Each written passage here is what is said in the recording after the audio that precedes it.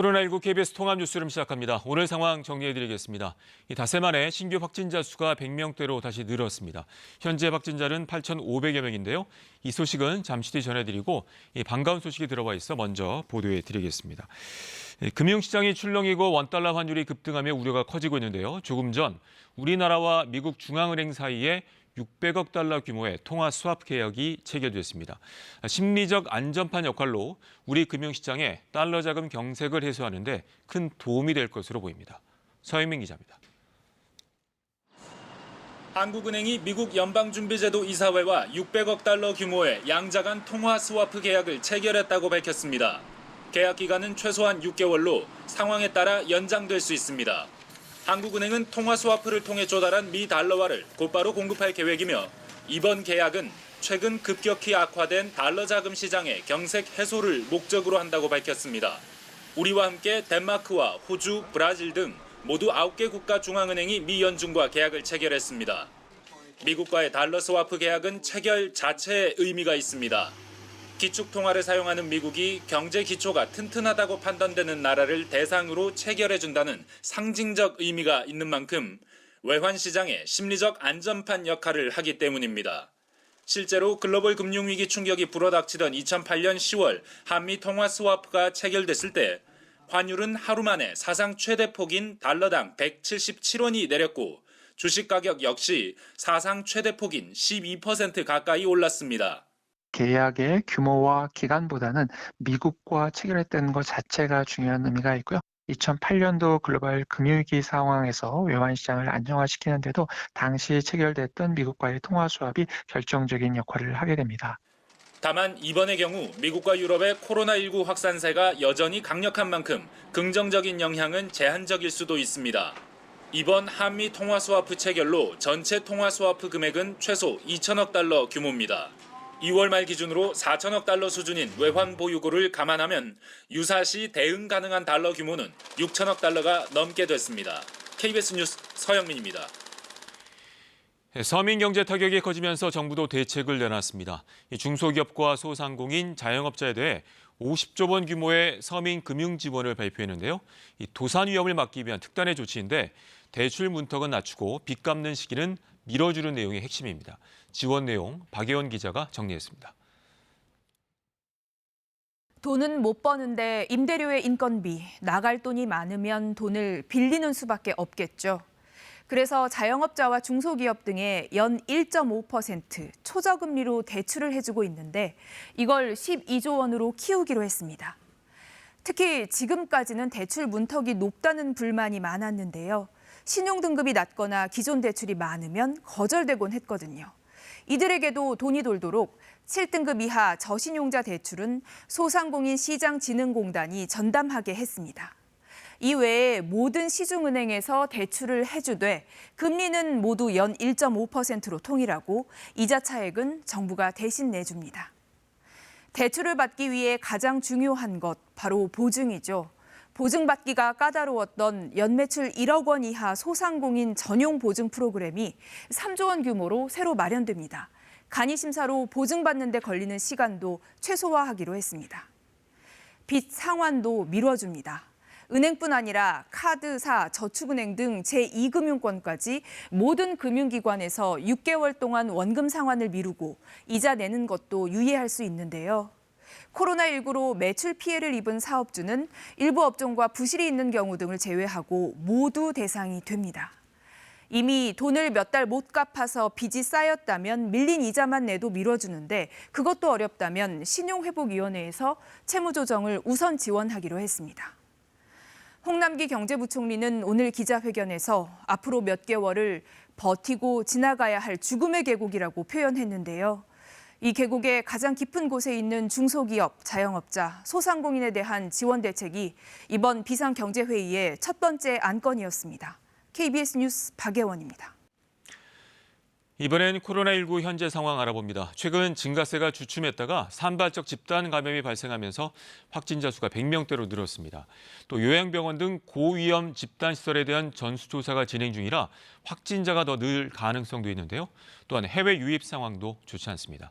현재 상황 재난방송센터 신방실 기자가 정리해드립니다.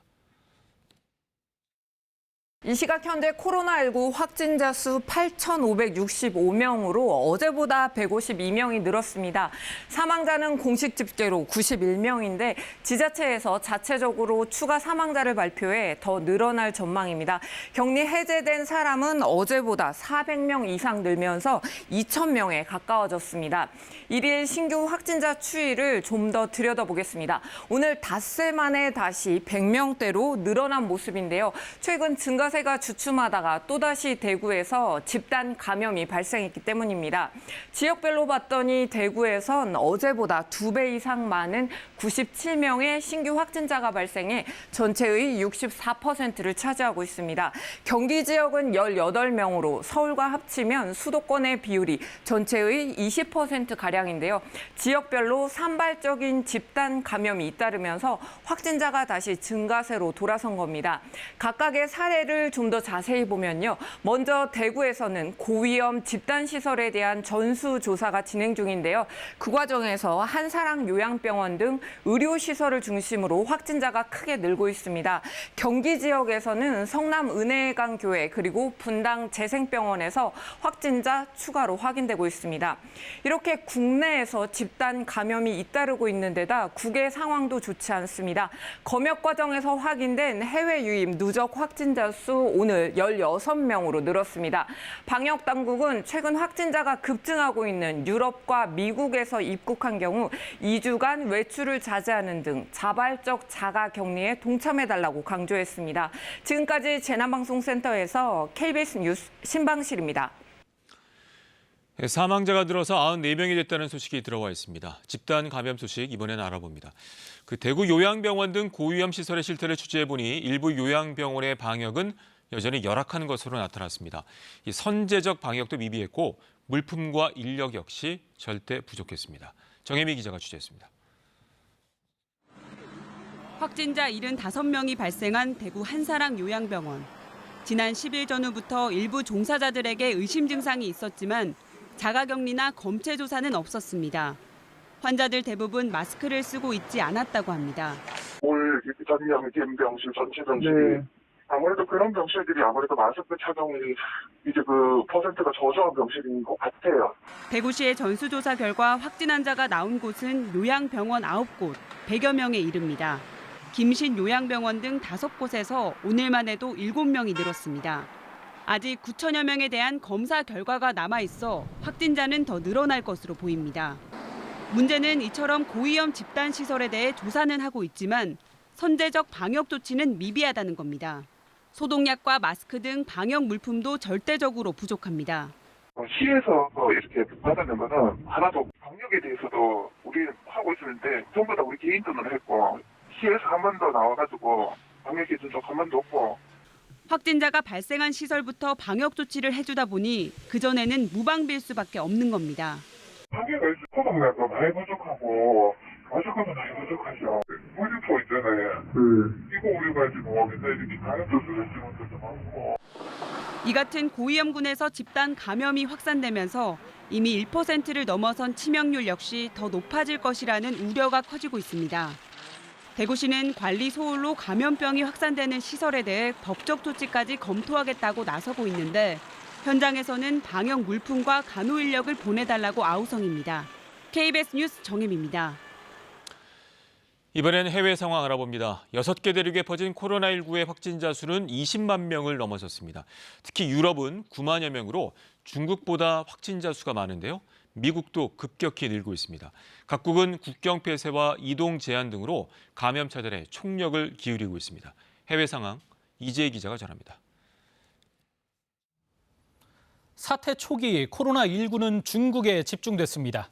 그런데 2월부터 각국에 병이 퍼지기 시작하더니 중국의 확산세는 점차 주춤해지는 반면 유럽과 중동의 환자 수는 급증했습니다. 지금은 미국의 확진자가 급격하게 늘고 있습니다. 6개 대륙에 모두 퍼진 코로나19, 확인된 감염자는 현재 20만 명이 넘습니다. 특히 심각한 곳은 유럽입니다. 유럽의 확진자는 현재 9만 명이 넘고 사망자도 4천 명 이상인데요. 모두 중국보다 많은 수입니다. 최근 비상이 걸린 미국 상황은 어떨까요? 환자 수는 약 9,500명 정도로 중국과 유럽보단 나은 상황인 것 같은데 눈여겨볼 것 감염의 확산세입니다. 하루 만에 확진자가 약 3,000명 늘었습니다. 각국이 국경 폐쇄와 이동 제한으로 문을 걸어 잠갔고 뉴욕의 상징 자유의 여신상, 또 인도의 타지마할 같은 명소는 물론 사람들이 많이 모이는 곳은 잇따라 폐쇄됐습니다. 학교도 예외가 아닌데요. 무려 102개 나라에서 학교가 문을 닫았습니다. 8억 5천만 명, 전 세계 학생 절반이 등교를 하지 못하고 있습니다. 세계 인구의 절반이 코로나19에 걸릴 수 있다는 비관적인 예측까지 나오는 상황. 각국 정부는 최악의 국면을 막기 위해 총력전을 벌이고 있습니다. KBS 뉴스 이재입니다. 이처럼 유럽에서 급격한 확진자 증가는 2차 대전 이후 최대 위기라는 진단이 나올 만큼 경제에 엄청난 부담을 주고 있습니다. 각국은 경제 충격을 완화하기 위해 긴급 예산을 편성하고 전시에 준하는 특단의 대책을 마련하고 있습니다. 베를린 유광석 특파원이 전해왔습니다. 독일을 대표하는 자동차 생산이 일제히 멈춰섰습니다. 다임러와 BMW, 아우디 등 독일 5대 자동차 기업이 유럽 전체 공장의 가동 중단을 발표했습니다. 코로나19 여파로 부품 공급이 원활하지 않고 수요마저 급감했기 때문입니다. 메르켈 독일 총리는 경제와 사회에 미치는 코로나19의 충격파를 2차 대전 이후 최대 위기라고 평가했습니다. Seit dem Zweiten Weltkrieg gab es keine Herausforderung an unser Land mehr, bei der es so sehr auf unser gemeinsames, solidarisches Handeln ankommt. 유럽 각국은 앞다퉈 경기 부양책을 내놓고 있습니다. 독일 5천억 유로를 포함해 영국과 프랑스, 스페인 등이 국내 총생산 GDP의 15% 안팎의 막대한 비용을 담보대출과 기업 지원 예산으로 긴급 편성했습니다. 유럽 중앙은행도 추가 유동성 지원에 나섰습니다. Quoi qu'il en coûte, soutenir nos entreprises, soutenir les salariés français, soutenir les indépendants, soutenir les emplois, les actifs, aider les plus vulnérables. 프랑스는 대기업들이 파산 위기에 처하면 재정 투입이나 지분 인수를 시도하고 필요하면 국유화 방안도 고려하기로 했습니다. 이탈리아 역시 코로나 사태에 직격탄을 맞은 국적항공사 알이탈리아를 국영화하겠다는 방침을 밝혔습니다. 영국은 자동차 업체들에게 산소호흡기 같은 의료 장비를 만들어달라고 요청했습니다. 유럽 각국의 대책이 전시 태세를 방불케 하고 있습니다. 베를린에서 KBS 뉴스 유광석입니다. 대구에서 폐렴 치료를 받다가 어제 숨진 17살 고등학생은 최종 검사에서 코로나19 음성 판정이 나왔습니다. 여러 차례 진단검사 중 한 차례 양성이 나왔던 건 병원 실험실이 오염됐을 가능성이 있다고 밝혔습니다. 보도에 송구만 기자입니다. 대구 영남대병원에서 폐렴 치료를 받다 숨진 17살 고등학생은 코로나19 최종 음성으로 판정됐습니다. 코로나19에 의한 사망은 아닌 것으로 중앙임상위원회에서는 판단을 했고 따라서 코로나19 여부 확인을 위한 부검은 필요하지 않은 것으로 일단 그렇게 의견을 매듭 지었습니다. 방역당국은 숨진 학생이 치료 중 총 13차례 진단검사를 받은 것으로 파악했습니다. 12차례 음성 반응이 나왔지만 마지막 13번째 소변검사에서 양성 소견이 나왔습니다. 이에 보건당국은 코로나19 감염 여부를 미결정으로 남긴 뒤 서울대병원과 연대 세브란스병원에 검사를 의뢰했습니다. 이 검사에서 코로나19 바이러스는 검출되지 않았고 중앙임상위원회도 임상기록 등을 검토한 뒤 최종 음성으로 판단했습니다. 방역당국은 환자의 정확한 사인은 아직 확인하지 못했다고 설명했습니다. 한 차례 양성 반응이 나온 건 실험실이 오염됐거나 기술적 오류가 의심된다고 밝혔습니다. 위원회 전원 일치된 의견으로 본 사례는 음성 판단이 가장 합당하며 여러 가지 실험실을 점검할 필요성이 있는 것으로 판단하였습니다. 이에 대해 영남대병원 측은 검사실의 오염이나 기술의 오류가 있었다면 다른 검사에서도 문제가 있었겠지만 그렇지 않았다고 반박했습니다. 방역당국은 대구 영남대병원의 진단검사를 중단시키고 민관 전문가를 파견해 오류가 있었는지 파악에 나섰습니다. KBS 뉴스 송금환입니다. 4.15 총선을 앞두고 선거관리위원회가 코로나19 관련 대책을 내놨습니다. 반드시 마스크를 써야만 투표소에 출입할 수 있고 이 줄 간격도 1m 이상 유지하겠다고 밝혔습니다. 강나루 기자입니다. 4월 15일 총선일 투표소를 찾는 유권자는 반드시 마스크를 써야 합니다. 선관위는 유권자들이 안심하고 투표소에 나오게 하기 위한 조치라고 설명했습니다. 다만 마스크를 쓰지 않은 유권자들에겐 마스크를 주는 방안 등 추가 대책을 논의하기로 했습니다. 지금 마스크 물량 대부분 공적 판매를 하고 있기 때문에 저희들이 그 물량을 확보하는 것도 사실상 예산이 있다 하더라도 좀 어려운 측면이 있습니다. 선관위는 또 투표소 내부나 입구에서 줄 간격을 1m 이상 유지하겠다고 밝혔습니다. 또 선거 당일 발열이 있는 유권자는 임시 기표소에서 투표해야 합니다. 확진자의 경우 사전 신고를 하면 병원이나 자택에서 우편 투표를 할 수 있는데 신고 기간 뒤에 확진 판정을 받을 경우엔 아예 생활치료센터에 특별 사전 투표소를 설치하기로 했습니다. 다만 생활치료센터가 아닌 병원이나 자택에 있는 경우는 여전히 사각지대에 놓여 있습니다. 선관위는 또 전국 17,000여 개의 사전투표소, 본투표소에 대해 방역 작업을 실시할 예정입니다. KBS 뉴스 강나루입니다. 강풍의 고비는 넘겼지만 여전히 전국 곳곳에 강한 바람이 불고 있습니다. 특히 지형적인 영향을 받는 강원 영동 지역은 아침까지 초속 35m 이상의 아주 강한 바람이 불어들겠습니다. 이처럼 강한 바람이 부는 데다가 대기가 점차 메말라가고 있습니다. 화재사고 유의하시기 바라겠습니다. 또 대체로 맑은 날씨가 예상되는데요. 고기압의 영향권에서 따뜻한 바람까지 불어들겠습니다. 때문에 기온도 큰 폭으로 오르겠습니다. 먼저 아침 기온은 서울이 3도, 대전과 대구 4도, 강릉과 부산이 6도로 출발하겠고요. 낮 기온은 크게 올라 포근하겠습니다. 포항과 울산, 대구와 광주 18도, 대전과 청주, 강릉 17도, 서울이 14도까지 오르겠습니다. 바람이 강하게 부는 가운데 물결도 높게 일 텐데요. 특히 동해상에는 물결이 최고 6m로 아주 거세게 일겠습니다. 당분간 대체로 맑은 날씨가 이어지겠고 일요일에는 제주도에 비 소식이 나와 있습니다. 날씨였습니다. 편안한 밤 되십시오. 코로나19 KBS 통합 뉴스를 마칩니다. 고맙습니다.